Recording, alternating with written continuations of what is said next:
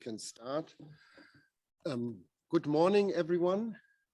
Good afternoon to two of our panelists. Welcome to session 77. It's a working session. It's called COVID Crisis, Industrial Subsidies and the Way Forward. It's co-organized by the Economic Policy Foundation of Turkey. In person, it is Said Akman, who was the co-organizer, and organized by the Friedrich Schiller University, the Schumpeter Center.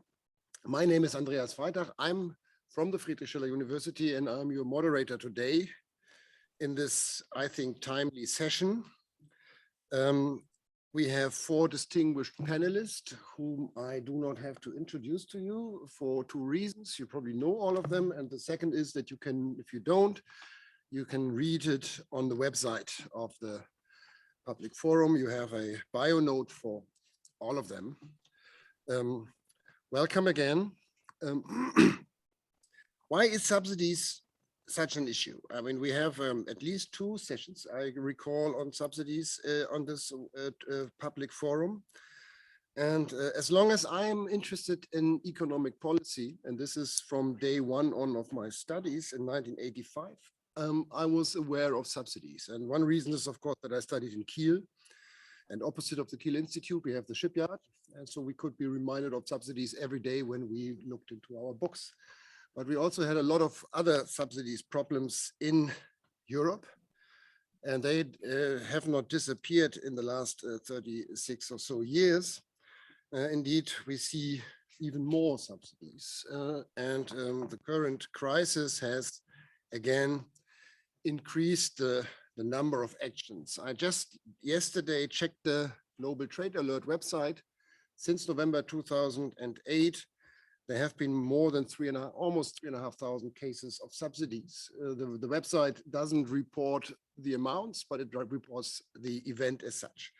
So subsidies is a big issue, and this is we also have to take into account that during the COVID crisis, a lot of additional subsidies have been paid, and often so for good reasons, but we have to still be aware. And just to remind you that subsidies may have some very unpleasant consequences and properties. They are first costly. They are very distortive, at least in some of them. They are politically very attractive. They are often unfair because they support big companies at the expense of small companies. They support unsuccessful companies at the expense of successful companies, and they have the tendency to be persistent. That's another experience I made during my studies, and also later when we discussed subsidies with members of the Ministry of Economic Affairs in Germany. They would always say it's only an adjustment subsidy, but the adjustment is taking place for many decades, so it's a persistent issue. So beside these domestic consequences, which are, of course, not in the focus of an international forum, there are also international consequences, because subsidies paid for enterprises in one country distort the competition worldwide and also distort competition and also harm companies elsewhere. And this is particularly relevant when we look at a new class of enterprises which have, well, not a new class, but newly, say, seen class, the state-owned enterprises and subsidies for state-owned enterprises. So I think we have every reason to discuss subsidies in this setting. And there have been initiatives in the WTO. Japan, the US, and the EU are trying to suggest a reform of the SCM. China is critical, so it seems to be as if it's China against the rest. But this is only, from my perspective, a very superficial perspective. So this is why we put together this session. This is a working session, so I would like to encourage everyone to discuss with us from the room as well as from the virtual audience. Please type in your questions. I will collect them all. And then after the first 2 rounds of discussion on the panel, we would open the floor and then we will get your questions. I also encourage the speakers on the panel to be brief so that we have enough time for discussion. I don't want to hear lectures. We have had a few on this forum, and I prefer to have statements that encourage discussion. I would like to just structure the discussion along 4 questions. The first question would be, how can we ensure that crisis-related subsidies will not turn into permanent subsidies? I would like to ask Julia in a minute to address this question. A second question would deal with the agreement. What should be general principles and procedures of reforming the WTO's SCM? I would be happy if Said can give us some insights here. A question which is important is the institutional and political bottlenecks or obstacles for addressing reform. Here, I would ask Peter to give us some thoughts. And finally, and also very important, is the question of the concerns of developing countries when it comes to subsidies. Here, I would like to ask Tatjana to give us her thoughts. With this, I would like to stop and hand over to Julia. Thanks very much, and good morning, good evening, good afternoon, everyone. So this is kind of the $60 trillion question, but I'm going to try and answer it or at least give you a few thoughts in a few minutes. I guess the first point I'd make is emergency support really matters. So we don't need to question that. And we've seen in the history of crises is that governments need to go big and they need to go early. And that is really important if you are to avoid the long-term consequences, be that children missing education, people denied essential nutrients, destruction of other viable firms. But how do we avoid that kind of support becoming long-term? Well, it's hard. That's not surprising. Firstly, it's hard because some of this emergency support isn't emergency support. It's investments in long-term productive capacity being politically introduced at a convenient time. But let me focus on the genuinely emergency support. One of the issues, it's the same tools for emergency support and long-term support. So what we've seen in the current crisis is that a lot of the support takes the form of cheap loans, loan guarantees, or equity injections. And equity injections are a very useful crisis tool because they don't further in debt already burdened firms, and they give the taxpayer some possibility of recouping the investment. But our work on semiconductors and on aluminium and on below market finance also shows that these can become instruments of long-term support. And in the case of equity, not just the initial equity injection, but the fact that a government shareholder may stay in over a long term when a firm isn't profitable. And this forms a type of ongoing support. The second reason that it's hard is that exit and getting out takes thought. And not just on when, and there's a lot of debate about when, but also how. And how in 2 ways, because when governments give loan guarantees to firms, it's really important that when they end, it's seen to end clearly. We know from our work that ratings agencies often actually change a company's credit rating on the basis of what they understand to be an implicit government guarantee, an implicit bailout guarantee. So very clear signaling matters. It also matters which sectors. So do you exit your support from the non-tradable sector and keep it in the tradable sector? Obviously, this is an issue about distortions. So if that's the problem, what can we do? Well, we know a little bit about exit in that one of the most important things for exit is how you go in affects if and how you get out. So actually, the story about exit is one about what you do at the start.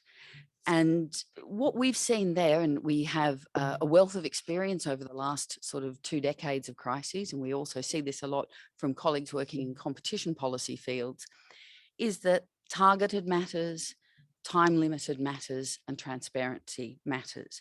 So targeted especially, and we've seen how difficult that is in the current crisis, to ensure that you're getting the small firms as well as the large firms, to ensure that you're not propping up zombie firms that were not viable before the crisis and are being kept artificially alive, but you're actually supporting firms that would have survived but for that. But I'm going to drill down in the last minute or so on the issue of transparency, because this is really key. And it's key for two reasons. Because as Andreas mentioned at the start, while there are subsidies that are necessary, important and needed, there's a lot that are wasteful, inequitable, inefficient, and not serving the public interest, but serving vested interests. And transparency is the only way we can work out what we're looking at and which is which. And that's why transparency is key. It's also key because this is not just a debate about global markets. This is a debate about domestic markets as well. This is about, is this something that is a public investment that serves the public interest, or is this a politically convenient handout for certain groups who are politically powerful? And the problem is that, we really need to dig down on subsidies to understand, because it's design and impact that matter more than objective. Nobody ever says of a subsidy, I'm giving this for my re-election campaign, or I'm doing this because I'm frightened of the agriculture lobby. There's always a good reason. So to know the difference between a good subsidy and a bad subsidy requires transparency. And just as a last point, let me end where I began. The reason that this is so important is, as we go into times where there are big needs for public investments, the opportunity cost of spending scarce public capital on inefficient, wasteful and inequitable subsidies is very high. So if we're to avoid those kinds of consequences, if we're to be able to provide the support we need, that's why we need to care about this. Thanks very much. I'll leave it there. Thanks, Julia. That's a very good start. And I think the last sentence, you mentioned opportunity cost of sinking money into for subsidies. It's a very important issue. I would like to come back to that later.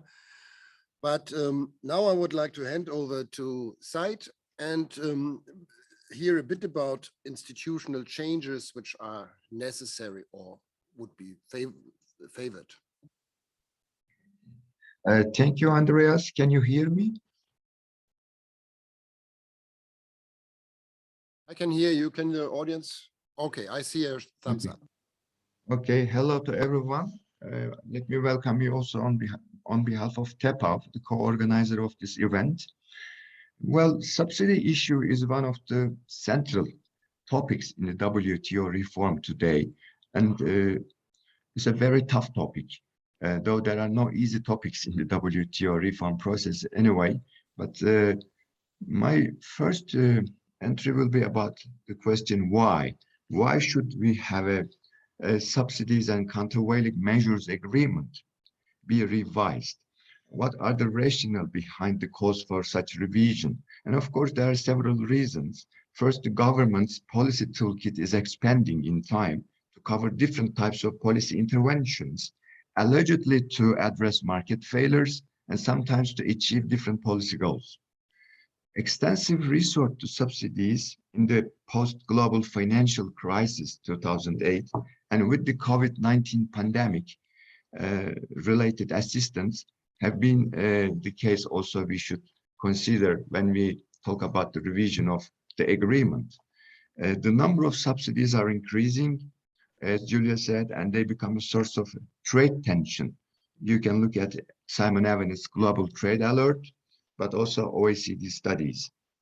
Of course, there is also the changing nature of global geopolitical landscape and the global value chains, the changing nature of production process, which makes the subsidies at times a very important topic, because governments sometimes favor their national firms to increase their competitiveness. And the agreement is designed to regulate subsidies and countervailing action in line with the realities of 1980s, with no proper amendment so far to address the realities of our time. My second question is about what substantial reform proposals have been tabled so far. Let me be very brief. There are major proposals submitted by the trilateral statements by European Union, United States, and Japan, and they mainly propose expanding the list of prohibited subsidies to include unlimited guarantees, direct forgiveness of debt, and subsidies to insolvent and ailing enterprises as such. And certain types of subsidies justify, according to these statements, a reversal of the proof of burden, so that the subsidizing member state demonstrate that there are no serious trade effects, negative trade effects. Of course, they also mention about the need for a stronger notification process, a system to be added to Article 25 of the agreement, and definition of the public body and SOEs, which is important, and also the forced technology transfer requirements. And as you see, these proposals are generally China-centric, China-oriented, though the approach by the US is much harsher, I see, than the policy dialogue-oriented approach of the European Union. China, in response, I see, proposed that the public body should be redefined in line with the appellate body ruling as entities entrusted with or performing governmental functions only. And SOEs may cause market distortions, but also private enterprises may cause market distortions. And the burden of proof must be satisfied by the claimant party. It's just the opposite what the trilateral statement says. And industrial subsidies must be negotiated in line with the agricultural subsidies by gradual reduction of the aggregate measure of support in agriculture, especially those subsidies bestowed or granted by the European Union in this sense. Of course, other countries also bring some other proposals, but these are the central points around which we can talk about. My third point is about the principles to consider revisiting the subsidies agreement rules.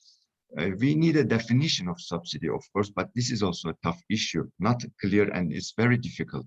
A definition is always in progress as individual cases are coming. And virtually any definition, I believe, can fail to meet practical needs of the policymakers. And therefore, we try to make a kind of categorization, like prohibited, actionable, non-actionable subsidies, like the traffic lights. But we need to consider in this categorization several dichotomies which may help what kind of principles we can have in a reform process of the agreement. The first dichotomy is about when to challenge a foreign subsidy. For example, should it be only injury only or a distortionary effect? I think it's both. Injury only approach is concerned with redressing the harmful effects of subsidies on trade only, when a foreign subsidy exerts a significant impact on the trade of other trading partners. A much larger approach is a distortion effect, where inefficient consequences of governmental intervention need to be considered because they have global negative consequences, like reducing global economic efficiency, diminishing gains from international exchange of goods. I'm not talking about the domestic aspect, but the global impact. The second dichotomy is about the domestic versus international. What I mentioned in the first was more about the international impact, but we also have a domestic aspect of subsidies which need to be taken into consideration in the negotiations, although it is not usual that such domestic transparency is somehow embedded in the negotiations at the WTO level, but I think they are necessary because subsidies are economic policy instruments essentially to address market failures. By its nature, a subsidy is bestowed to national firms to recover, but subsidization is the allocation of domestic resources and distort relative prices, bring an unfair advantage to other unsubsidized firms at the domestic level as well, and misuse of domestic budgetary resources. And therefore, those companies which can lobby more effectively than ones which are more effective in terms of factor productivity, lowering prices, achieving developmental purposes are subsidized. And this is a big issue I think we need to consider also in the negotiations. Andreas and Peter has a very lucid paper, policy brief under T20 on this topic. I think Peter can mention about it. My Other question is about how to assess proposals in line with these principles. The proposals so far tabled, and how can we relate them in principles? I will refer to major issues. First of all, the prohibited versus actionable subsidies.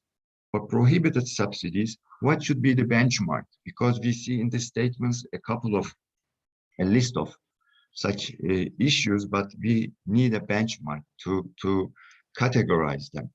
I believe keeping export-related funds in the red group is sufficient, but all the rest of the subsidies can be categorized as actionable subsidies. Even some green light subsidies, non-actionable subsidies could be actionable. I will mention it very shortly before I finish. The other issue is, I think one of the main issue is the transparency and notifications. Yes, the notifications are poor. And what are the problems for this poor implementation of notifications? Because many member states do not consider their actions as a subsidy, but a legitimate right, or they fear to be named and shamed and being retaliated and be subject to countervailing action. I think the EU approach for non-notified could be actionable. Non-notified subsidies could be actionable, is an approach that we can follow. The other major issue is the public body and SOEs and how to define them. We have a larger definition and a narrower definition, the larger being the governmental control. The narrower definition, as proposed by China, is the governmental functioning. If this company performs functions of governmental character. And I think this is an approach that we should also consider. Another important issue when talking about the revision of the agreement will be about sub-state level subsidies. Because it's not only central government, but as Avenet proposed, subsidies bestowed not only by central governments, but also by local governments need to be considered in revising the agreement.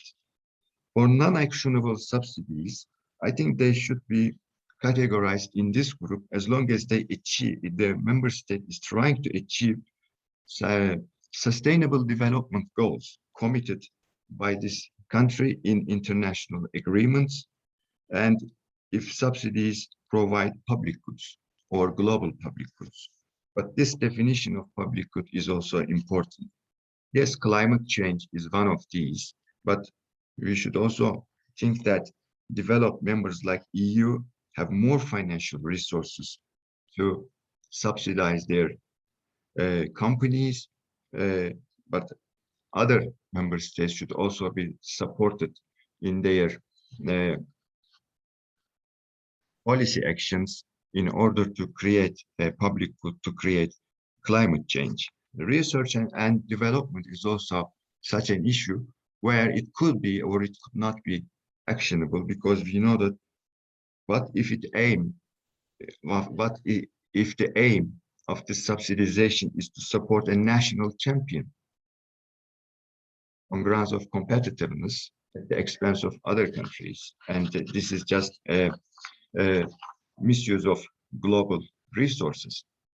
My last point will be about which procedures for the negotiations to revise the agreement. We have multilateral negotiations and we have plurilateral track. Is a plurilateral initiative feasible as long as it is open plurilateral in the subsidies issue?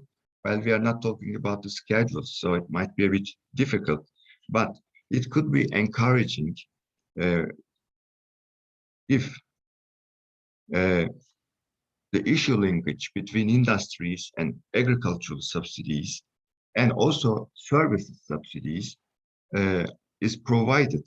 So it could be encouraging for many countries like China to enter into such negotiations. Otherwise, any negotiation without such big powers like China, India, or Brazil will not bring the expected outcome.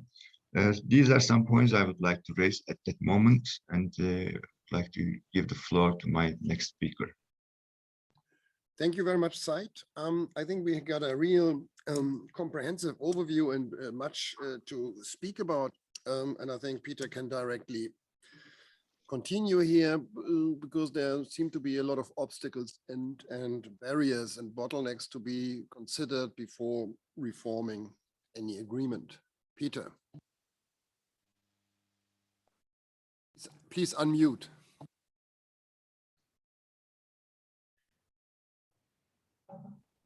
Sorry, there had to be one speaker that forgot to unmute. So I'll start with the political obstacles, which I think are pretty well known, but important to restate nonetheless. So the first is escalating geopolitical competition, which is particularly sharp in what Australians and others would call the Indo-Pacific region, with the US and China at the center of that. When it comes to the geoeconomic terrain, that's really about increasingly competing economic models. If you like, free market capitalism versus state capitalism. And so Said mentioned the trilateral grouping, the US, the EU and Japan coming up with a set of reform proposals. And I would argue that's largely targeted at China's state capitalist model. And there's some good reasoning behind that. I think many people would agree with that. But it's also clear that subsidies reform in the WTO context can't only mean China reform. And the reason for that is because firstly, China won't accept that, and that would make it very difficult to move anything in the WTO context. But secondly, because others are paying large amounts in subsidies. So for example, you mentioned, Andreas, the Kiel, where you cut your academic teeth, so to speak, the Kiel shipyards. Of course, the Kiel Institute also measures subsidies in Germany and establishes that large amounts are paid to German firms on an annual basis. Mostly in the services related sectors, it seems to me, not so much the industrial sector, but they're certainly there to be found in the industrial sector too. And so Said also mentioned the linkages between the agricultural subsidies agenda and the industrial subsidies agenda. But I would argue, and many others would argue, there's an important services dimension to this too, and we shouldn't forget that. And then, of course, the issues around the countervailing duties. So China and others have put on the table that if we're going to talk industrial subsidies reform, we also need to reform recourse to countervailing measures. So it gets more complicated. Second point under the politics I would make is that, and this is an obvious point, in many countries, particularly in Western democracies, but not only, we are seeing an intensifying politics of inclusion and exclusion. And so populism is on the rise. And in populist contexts, the premium on sovereignty increases as well. And so as a result, what we've also seen is the resurgence of industrial policy, which means different things to different people. But when it comes to thinking about industrial subsidies, it certainly means paying more money to domestic firms to promote national champions, whether through state-owned enterprises or targeting privately owned firms. We've also seen increases in debates about supply chain decoupling.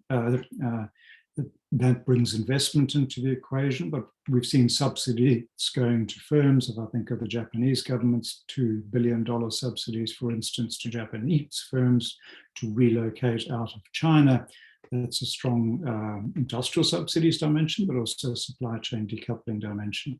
And then all the issues associated with the pandemic, which targets particular sectors within this, but is nonetheless important. One could think of pharmaceuticals, for instance. And Said also mentioned the what we could call the green transition, so climate change mitigation. And I don't think anybody's under any illusions that this will require large quantums of subsidies to invest in the technologies to generate climate change mitigation on the scale that is going to be required. So what we see washing around in the international economy is subsidies, and lots of them across all of these terrains I've mentioned and more. And it's very clear that there's no rollback trend, which sharpens the politics even further. So turning to the institutional dimension, how do we address all of this? And I think Said addressed a lot of those issues in his remarks. I would just point to the huge problem of measurement. So what do we mean by subsidies, and then how do we actually measure the scale, the quantum, where they're going, etc. And it's much more challenging, I think, than measuring agricultural subsidies, as we did so successfully during the Uruguay round. There's many different kinds of industries, there's value chains to consider, etc. The next issue is which institutions will conduct this exercise. So most famously, the OECD did this during the Uruguay round with its various support measures. But it's unlikely, with due respect to Julia, that the OECD has the resources to do this on its own this time around. There's also, from the developing world point of view, question marks about the OECD's legitimacy in this space. I don't personally question it, but those questions are certainly out there. And maybe we need a combination of international organizations to do this, because the scale of the task is huge, but you also need that broader legitimacy. And I've heard that 4 international organizations might come together to do this. Maybe they're already doing it, for all I know, being the World Bank, the OECD, UNCTAD, bringing in that developing country perspective, and of course, the WTO itself. But how accurate would the results be? How accepted would they be? We will see. And then, assuming successful measurement, and this is my last point, how then to get to yes in the WTO? Yes, we need to reform, and here are the avenues for reform and the sorts of things that should be reformed. If it's to be a multilateral agreement, so reforming the agreement and subsidies and countervailing measures, we know that forging multilateral accords in the WTO context is extremely difficult. And the last successful multilateral accord was delivered in 2013 at the Bali Ministerial, which is why we've gone the plurilateral route, so the joint statement initiatives, and I'm a strong supporter of those. So that offers some potential hope, but who's going to pull this potential plurilateral together? It strikes me that the G20 is probably the best route, because after all, these are the major subsidizing economies that are present in the G20. But how to get them to agree, given these sharp political differences that I started out with, that they are present in the G20. What we argued in our latest policy brief is that actually the G20 needs to start at home, and it needs to start with domestic measurement and use those measurements to promote transparency. And what the G20 could conceivably do is come up with standard sets of measurement to enable the exercise, and then hopefully all move together. And that might provide the kind of momentum we need to get this exercise moving. That's it. Thank you, Peter. We just were about to lose you, but you're back, fortunately. We haven't spoken about developing countries so far, but we will definitely pick up on that again with Tatjana's comments. Tatjana, the floor is yours. Oh, thank you very much. It's a pleasure to be with all of you today. Let me start by maybe referring back to some of my my fellow panel members' remarks about GTA, Global Trade Alert, pointing to various subsidies and industrial policy measures being adopted by multiple countries since COVID hit. And 2020 was definitely a feast of subsidies, subsidy measures, right? So that that was quite impressive indeed. Multiple policy and regulatory instruments have been used, financial grants, state aid, investment in local content obligations, tax reliefs, capital injections, equity stakes, including bailout, etc. And such measures have been adopted by both developing and developed countries alike. So the question to me was, what are the concerns most relevant to developing countries? What is that the developing countries expect to see from these discussions related to subsidies and the future of the WTO? And of course, when you think about developing countries, well, that's the group is quite large and diverse. So some generalization here is unavoidable, and I think that should be the starting point. Overall, having said that, I think we could maybe identify. Maybe I start with what I think is the key message. I think developing countries have mixed views about the future of the discussions about subsidies. I think on the one hand, there is the more traditional view that refers to developing countries defending their policy space to promote the development of local industries, policy space to implement the measures that they deem necessary to generate growth, development, jobs, etc., etc. So they want to be able to provide support to their industries. That's on the one hand. On the other hand, of course, developing countries worry that competition will be unfair, will be tilted if developed countries can actually have more leeway to provide support to their own industries. So developing countries, of course, feared that they would not be competing with companies in other countries, but they would rather be competing with the ability of foreign governments to support their own companies. So there is also this concern on the part of developing countries.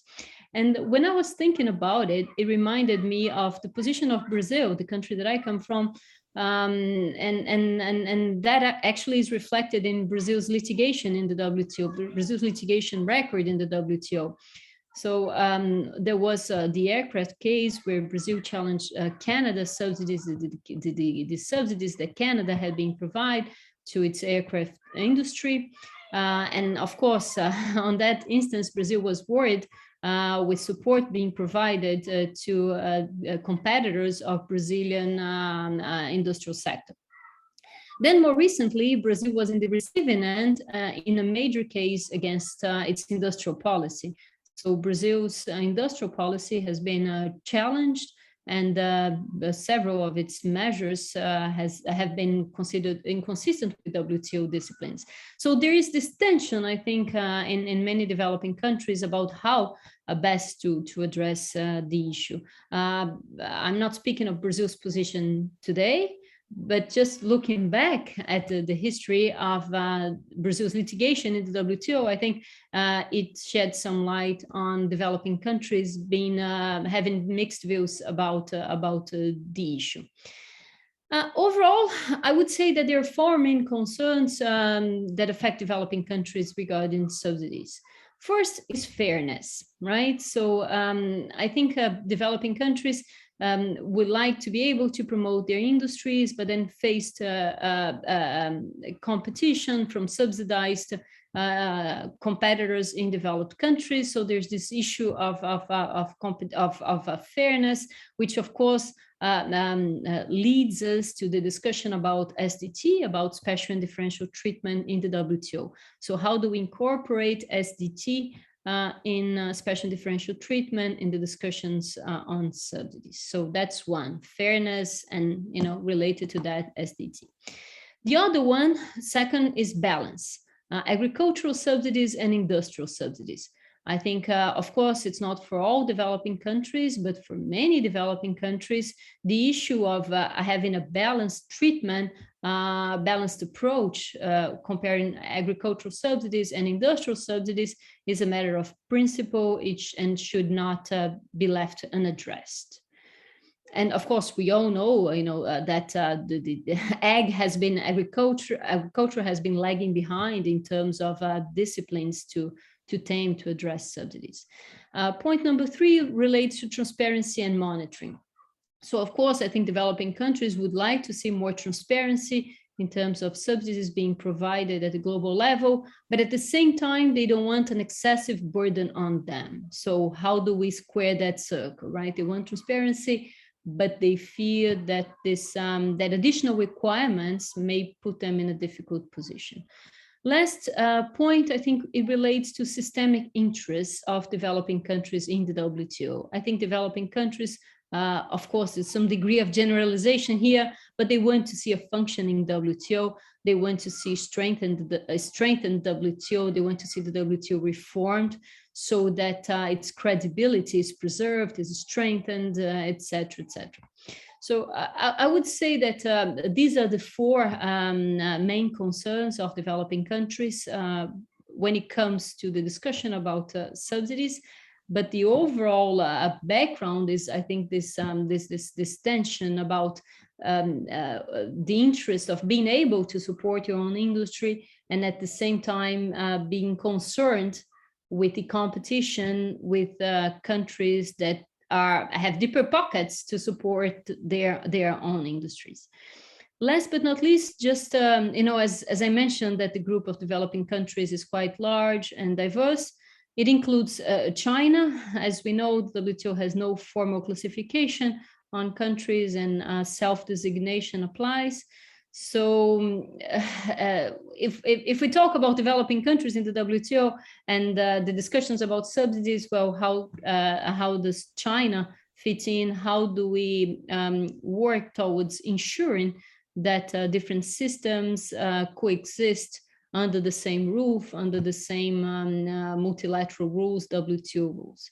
So I think this is of course an open question, but I could not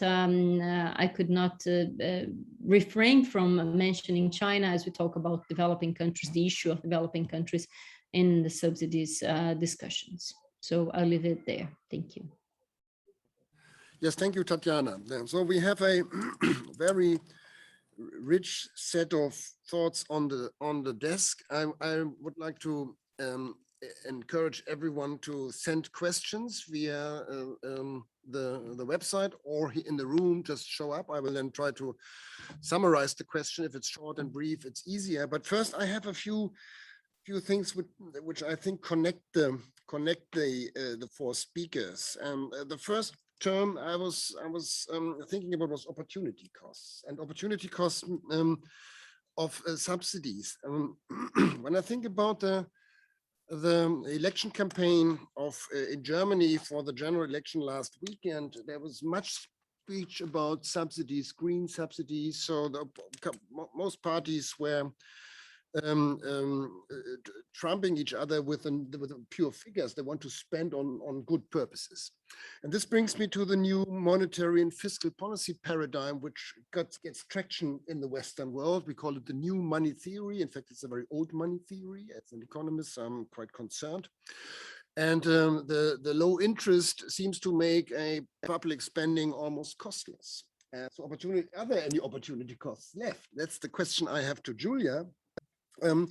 And the question, of course, to all of you is then the next one is how can we really create transparency? I think that's a big issue, the measurement and also not only the measurement but also the effects. So econometric work on the effects, I think, is very important.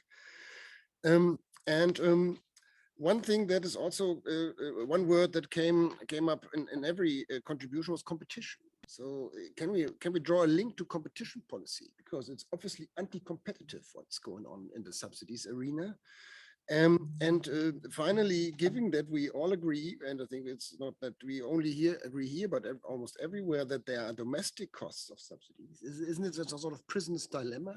Wouldn't it be a good way to say, sit down and try to overcome this prisoner's dilemma? And the last question, I think, I reserve the last question for the second round. So I would like to say in the same order, maybe you answer to this thoughts, just what you find proper. You cannot answer everything, I think. I don't know whether everything is important anyway. Okay, thanks. And thanks also to my fellow panelists for like lots of interesting and stimulating things. So I won't be able to address everything as you say. Opportunity costs, depending what you believe is going to happen to inflation and the cost of capital, leaving that aside, there are always opportunity costs. And one of the, there are always needs for public expenditure. And at the same time as we see the kinds of comments that Peter was making about rising inequality, which I totally agree with, I think there in itself, you can see a plethora. And when we face challenges of digital transformation and the need to redo our social protection systems and the enormous challenge of climate transformation, I think that, cost of money is only one thing to think about. The needs are enormous. Second one, building transparency. This is how do we do it practically? IOs are working together on this. We're working very closely with our colleagues in this house, in the World Bank, in the fund, to really talk about what do we know, what do we not know, how can we do better? Because it's not a job that anyone can do on their own. We in the OECD are in the evidence business, and I agree with everything Peter said except for one thing, which won't surprise you, because we think of ourselves essentially as an equal opportunity offender. For 30 years, we've been putting out agriculture numbers, and every year we put out those numbers, and every year, sadly, they get bigger. They're now 720 billion per year. And every year, a lot of our members don't like it. But we like to say that, we hold up the mirror. You guys, you're the governments, you decide. We're going to show you what you're doing. And I think we try to do that without fear or favor. One of the things we have discovered, though, on the complexity of industrial subsidies is we didn't start with governments, because governments don't tell you what they're doing. We looked at what are firms getting. And when we looked at what are firms getting, we found several things. We found, firstly, a whole lot of action at the subnational level. And we also found a whole lot of action delivered through the financial system.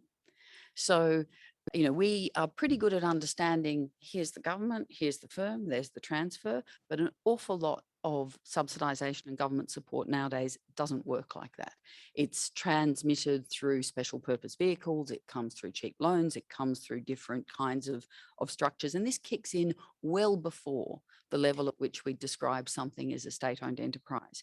So the challenge of transparency is getting bigger. So we find it's very helpful when we talk together, because when we talk to colleagues at the fund, they're having a different kind of discussion. Colleagues at the bank are having a different kind of discussion, and same in the WTO. And pooling that knowledge is indeed extremely important. So I think there's work to be done. Two last points on this. I think there's also a role, because there are different capacities of countries to be able to call each other out. So there's a hugely important role for the international system in being able to provide information. Because, and I think here, I agree with much that Tatiana said on the question of developing countries. Because one of the real challenges here is you can afford a lot of bad policies if you're a rich country, and you can afford them for a very long time. Agriculture, come on down. The challenge and the opportunity costs in developing countries is particularly hard. So how do we help the issue of what is a good public investment versus a subsidy is particularly important if we're going to ensure a level playing field, not just amongst countries, but especially for development challenges. And I think that's why looking at design, looking at impact is the next big challenge for developing for the international organizations. Because if we just say the objective is all that matters, so long as it's green, it's okay. So long as it's called development, it's okay. We're going to end up with a situation where competitiveness is determined by the deepest pockets, and that's in no one's interest. Thanks. Thank you. I mean, much has been answered. I will pass to Said with the request of, and also for Peter and Tatiana, very brief comments. I have two questions here, one virtual, one in the room, and I would like to ask Said to address the topics we've just raised. Thank you, Andreas, for your questions. Yes, subsidies is actually a domestic issue to me. It has implications at the global level. We need a regulation at the global level, but we have to regulate them much better and in a much transparent way at the domestic level, because I believe that a good trade policy starts at home. So unless we have accountability with regard to policy interventions or whatever aims. And unless we have the transparency with respect to the implications of subsidization, we cannot properly negotiate them at the international level. And in that respect, I think most of the countries, why they are not so willing to notify their subsidies is not only a capacity building problem, but their particular choice of keeping them untransparent for whatever reasons, for industrial policy reasons, for competition reasons. And I agree that this is partly a process which goes to the realm of competition policy. Many of the countries do not have very strong competition policies, or in implementation of competition policies, they have problems. So if we talk about industrial policy, we need to have a good competition policy. We need to have a domestic transparency process. And therefore, I agree with Peter that this subsidization or granting for market failures need to be assessed. Measurement is a topic, of course, we should discuss, but first of all, we have to understand. For a short, because 10 minutes Okay. left. Okay, these are the things that I can formulate at the moment. Thanks, Said. Peter? Well, just to reinforce that, you need a combination of the top-down analytical work that the four international organizations are doing, as Julia just described.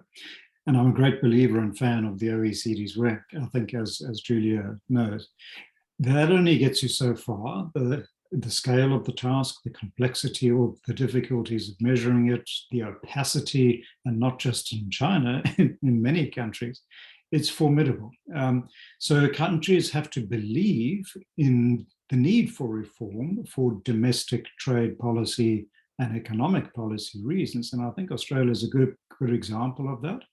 It has an institution called the Productivity Commission, which sets out periodically to measure the amount of subsidies slooshing around in the Australian system, and produces a report, puts it out there. There's a lot of media coverage, a lot of discussion of it. So taxpayers can see how much, well, my money is going to prop up these ailing industries, for instance. And I think that's the kind of initiative that needs to take place across all G20 members. Then they need to compare, put their cards on the table, and then take that top-down perspective that's coming down as a reality check. Only through that, I think, can we get some clarity on the way forward. Thanks, Peter.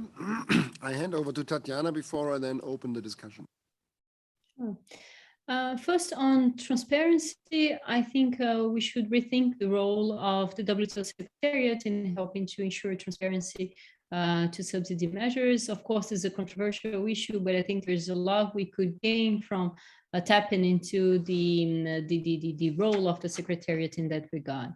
Now to opportunity costs. So today I'm bringing the developing countries angle here, and from the developing countries perspective, I would mention two. First, opportunity cost related to inaction. So if WTO members are unable to improve the regulatory framework applicable to subsidies, what we would see is probably no limits to what countries can do in providing support to their industries. And of course, that is in detriment to developing countries' interests, because I think overall they stand to lose if there is no cap to what members can do in supporting their industries.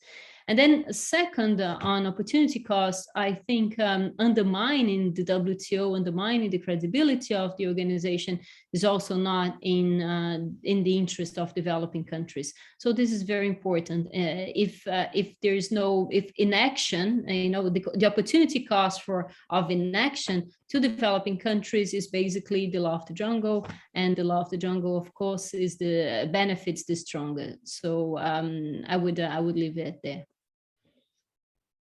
Thank you very much. I have now two questions. One is from Jane Drake Brockman in the internet, and then we have a colleague who just entered the panel to have the chance to use the mic for everyone, so that I don't have to translate it, which is often difficult. But please be short. Jane had a very important point. I summarize it here. She is emphasizing the need to consider subsidies for services, and we should be more aware of that. And she refers to the point also that Simon Evanet in Global Trade Alert is also now displaying subsidies for services, and I cannot support her more, and I would like to leave this for the final round. And I also would like to ask my colleague, please introduce yourself, and very, very brief, please. We have only 5 minutes. Hello, thank you. You understood exactly why I came up here, Chair. My name is Ronald Steenblick with the Global Subsidies Initiative of the International Institute for Sustainable Development, former OECD. Worked on subsidies for 30 years at the OECD and the IEA. Just a couple of points. One is on, I keep hearing about transparency and that transparency just by sending out questionnaires to countries does not work. I mean, I've worked on 5 or 6 different sectors and it never works. The reason it works at the OECD is because the Secretariat itself does that. There was also a comment about the definition. I think actually the WTO definition, that is Article 1, is pretty good. What it could use is some elaboration on some of the details, like, for example, what kind of tax expenditures count as actual subsidies. And then also to echo what Julia said, all these different kind of financial instruments, the ways to measure them, et cetera. There was a group formed back shortly after the formation of the WTO that actually looked through these, and they concluded on how to measure about 9 of them, and another 6 they couldn't. Why not reinstate that group? And then just finally on when we're talking about good subsidies, it depends on the context, and also, we hear lots about, oh, well, subsidies, for example, to climate change related things are good. We need to make a distinction here between production subsidies for equipment as opposed to deployment subsidies. Deployment subsidies don't distort trade very much. Production subsidies to manufacturing that equipment does. Thank you. Thank you. That was really brief. I would like to invite the speakers and the panelists to a final comment in the reverse order, starting with Tatjana in a second. But I would like to add one very simple question, namely, wouldn't it be advisable to try to convince governments to take unilateral action because they know the problem, they learn the problem. Of course, they know the problem. They're aware of it. So what is there any scope for unilateral action? And I would like to encourage you to only stick to 1 minute because we only have 4 minutes left. Tatjana, would you start? Okay, unilateral action in the right direction, I'm not very hopeful. I see the trends moving in the opposite direction if we believe that there's a lot of distortion being introduced by the subsidies measures. So I don't know exactly what you refer by unilateral action, but I fear that we may be heading in the opposite direction that we should be moving towards. Second, we haven't mentioned here, but I think competitive neutrality will be something for us to keep in mind if we need somehow elements that could help us find constructive solutions towards this issue. So thank you.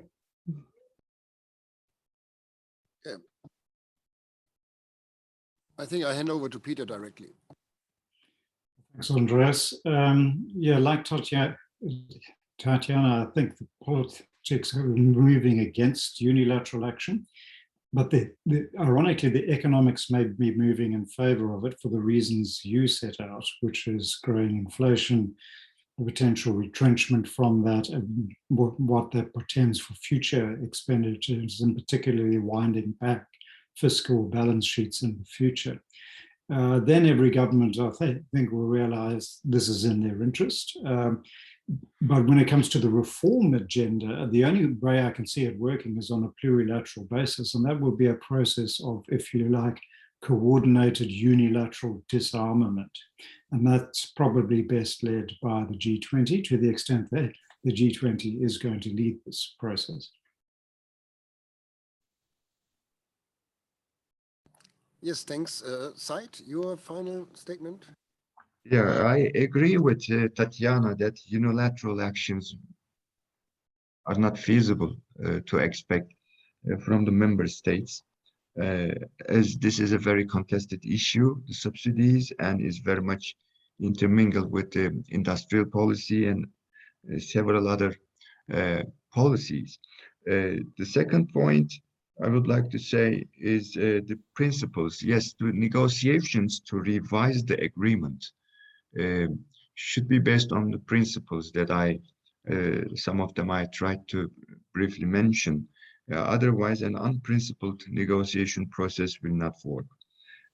Just bringing some issues, putting the list of subsidies may not be working for some countries. Third is the issue linkage, which is important, especially what Jane mentioned, services.